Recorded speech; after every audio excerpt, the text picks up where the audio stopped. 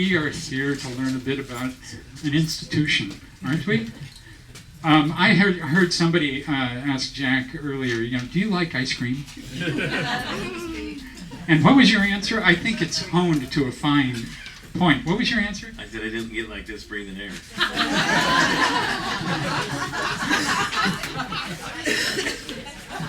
Husky. Oh, yeah.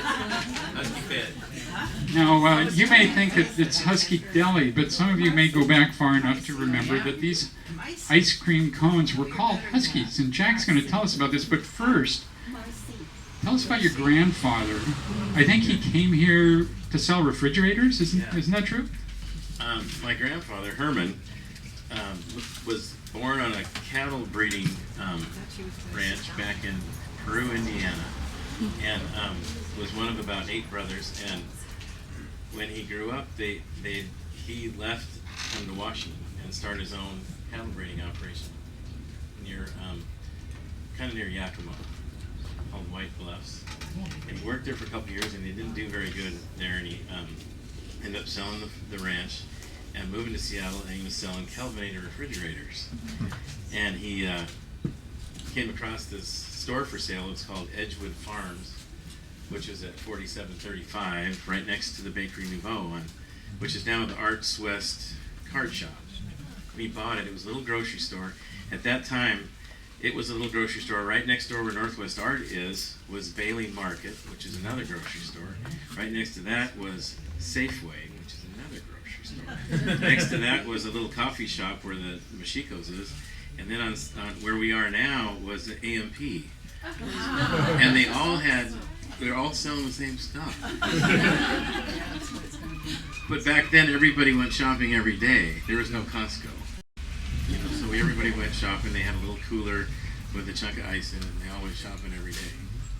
But my grandfather bought it, and it was pretty tough times. And he got a contract with the Seattle Public Schools to make little ice cream cones for their lunch program. And he called them Huskies, and they were kind of like a Nutty Buddy. They had, it was vanilla dipped in chocolates rolled in nuts. And he called them Huskies. And then about 1936, he had a little drawing to see, what he should name the ice cream. But he didn't like anything he got out of the drawing, so he named it Husky. Which I think he wanted to do anyway. And they went down to Olympia the next year and trademarked Husky this and Husky that. We got trademarks for everything. And picked purple and gold. And I don't think the Huskies were wearing helmets even then. So I don't know if that was their colors, but that's the ones we got. But during the war, my Aunt Alice, who I'm sure all of you guys know, she was there holding down the fort, and they were there during the Depression with little coupons for food, and during the war there was butter coupons.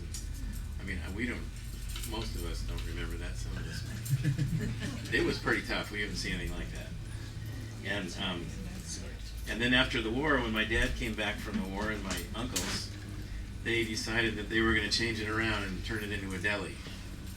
So they started kind of moving it towards a deli, and in the 50s it kind of became a deli where we sold lunch meat and cheese and still made ice cream. We started, actually the very first day my grandfather bought the store, he bought an ice cream machine, put it in the front window, started making ice cream in the front window. But the boys didn't want to do that anymore, so they moved it in the back room. And actually we make so much ice cream we couldn't do it now. But so they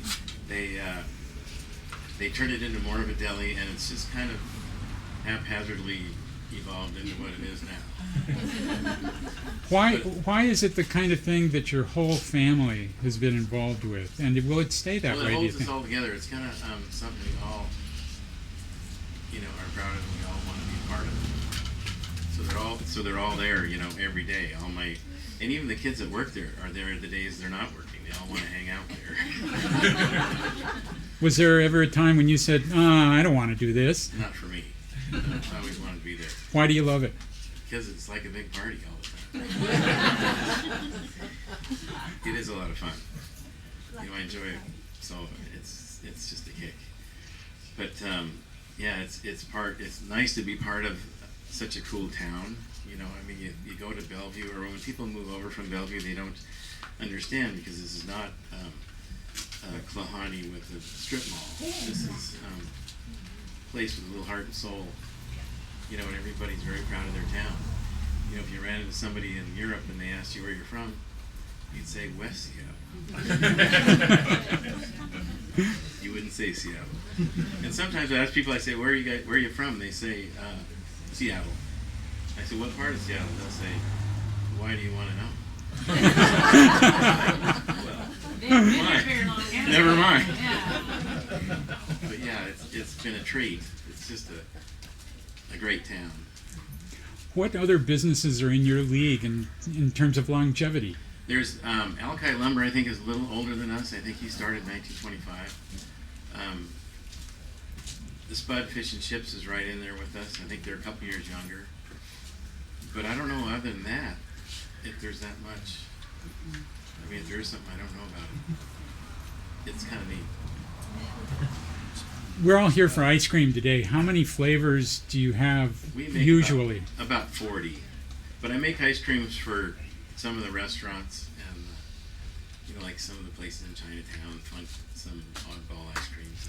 And some of the breweries, like I made a sharp cheddar ice cream that was pretty good. Sounds horrible, but it was good.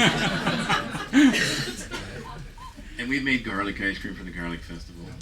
Did you make the Guinness for the Celtic Swell? No, we're working. No, that's actually Snoqualmie does that. Oh, okay.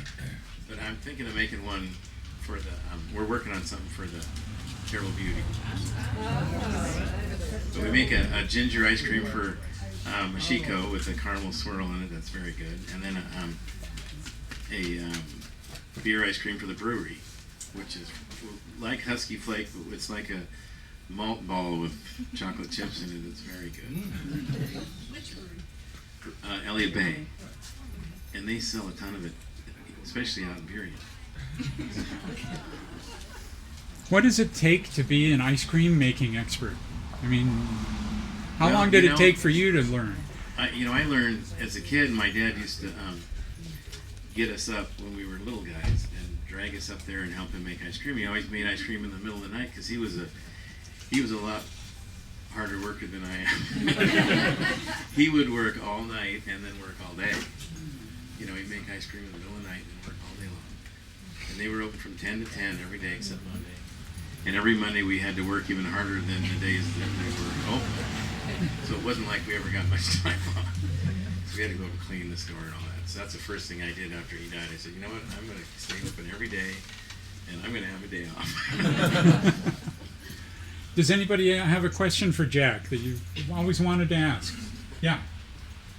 Do you know where the song "Ice Cream, You Scream, We All Scream for Ice Cream" came from? No, but it's a good one. No, I don't know that. How many brothers and sisters? I'm one of 9.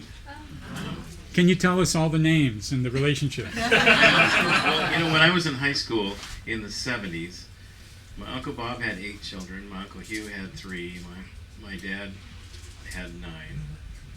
And my cousins from all over the country would come to work in the summertime. So it was almost all Millers back then. You know, if you weren't a Miller, down here. You know. But, and it's almost going to be that way again because I'm one of 9 and there's 24 grandkids, almost all of which live in West Seattle. Yeah, I've got like 4 of them working, or 5 of them working up there right now. So you could come down here. Yeah, I guess. Which we greatly appreciate. Thank you. And you should know that Jack is also he's a member of our advisory council for the last couple of years, which we greatly appreciate, having people who we can call on really just for some advice like we do our members in the community, kind of help run our museum and our historical society in, you know, a good direction.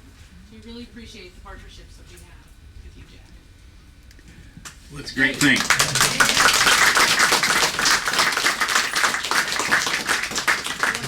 Well, we have a lineup of people who have come since, and